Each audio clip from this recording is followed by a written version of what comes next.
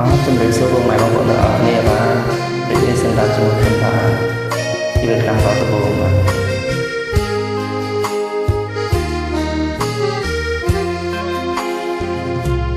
យើងដូចជាក្នុងនាមជាកម្មករដំបូងដែលរៀមប្រែខ្លាយជាខំដែលស្បែកររកុំឌៀងអកាញ់ច្រាយចប់ដៃក្រមថ្ងៃនឹងព្រៀងនៃរីរោកណ្ដៀងច្រៀងតែបាយកាញ់ចប់សូមជីវិតមិនគិតទេការនៃហត់กับกองនេះព្រេកអំណនព្រោះតែខ្ញុំសត់ក្របត្រទេវតាអើយរុំខ្ញុំបងបុណ្យអភម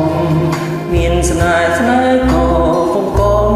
កើតទុកជុំក្រុមចំហៀនជុំរោចិញ្ជាំងពីពីងដើមត្រែព្រោះនៅកុំសត់ម្នាក់ឯងកណ្ដាលកណ្ដែងស៊ីអន់ស៊ីឃ្លៀនអូធម្មជាតិមិនដេញឡើយដើមទុំបំពេញថ្ងៃណាក្រោកខ្លាយជាមានប៉ុនពីក្ដីទុកខានាមកម្មករវសុំស្រីអាណិតខ្ញុំច្រៀងជុំព្រៀងជីវិតរួមអូនបត់ចិត្តរៀងការអោត្បូងឆាំងទុកចំដៃស្រីសាវាក្នុងនាមបងជាសង្សារបាអូនកាបងផង